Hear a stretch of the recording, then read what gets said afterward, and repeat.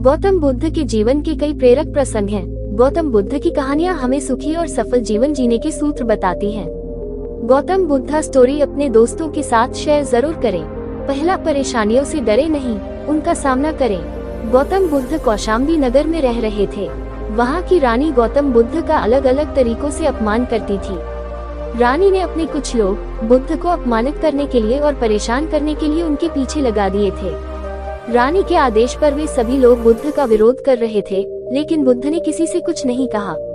उस समय बुद्ध के साथ उनका एक शिष्य भी था, उसका नाम था आनंद। आनंद ने बुद्ध से कहा, मैं लगातार देख रहा हूँ कि ये लोग जानबूझकर हमारा अपमान कर रहे हैं। जहाँ हमारा अपमान होता है, ऐसी जगह हमें नहीं रुकना चाहिए। बुद्ध ने आनंद से पूछा, हम कहाँ जाएंगे?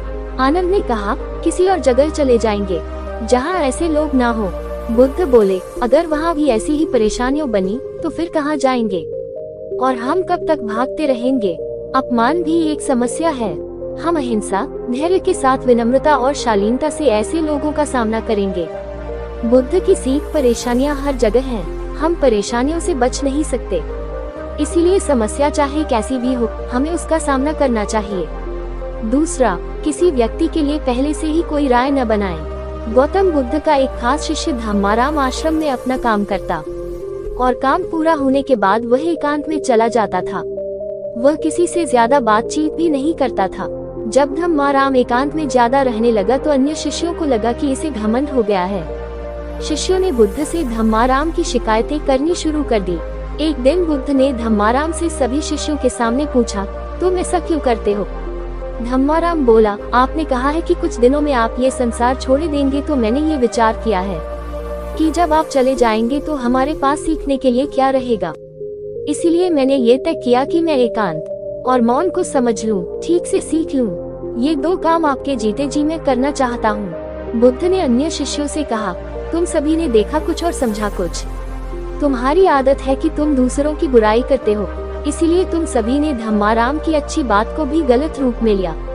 बुद्ध की सीख, हमें किसी व्यक्ति को ठीक से जाने बिना उसके बारे में कोई राय नहीं बनानी चाहिए। तीसरा, अगर कोई अच्छी बात सीखना चाहते हैं तो घमंड छोड़ दें। एक दिन बुद्ध के शिष्य आनंद ने पूछा, आप प्रवचन देते समय ऊंचे स्थान पर बैठते हैं और सुनने वाले नीचे बैठते हैं, ऐसा क्यों? बुद्ध ने आनंद से कहा, एक बात बताओ, क्या तुमने कभी किसी झरने से पानी पिया है? आनंद बोला, हाँ, मैंने झरने से पानी पिया है। बुद्ध ने पूछा, तुमने पानी कैसे पिया? आनंद ने कहा, झरना ऊपर से बह रहा था, मैं झरने के नीचे खड़ा हो गया और पानी पी लिया। बुद्ध बोले, अगर झरने से पानी पीना है तो नीचे ही खड़े होना पड़ेगा। जो सत्संग, कथा या प्रवचन होता है, उसमें कहने वाला ऊपर बैठता है। उस कथा का संदेश ग्रहण करना है तो सुनने वाले को नीचे ही बैठना होगा। नीचे बैठने से हमारे स्वभाव में विनम्रता आती है, हमें अच्छी बातों को जीवन में उतारने की प्रेरणा मिलती है। ऐसा करने से हमारा घमंड दूर होता है। बुद्ध की सीख, अगर कोई अच्छी बात सीखना चाहते हैं तो सबसे पहले अहंकार छोड़ देना चाहिए। इसके बाद विनम्रता के साथ ही अच्छी बातों को जीवन में उतारा जा सकता है।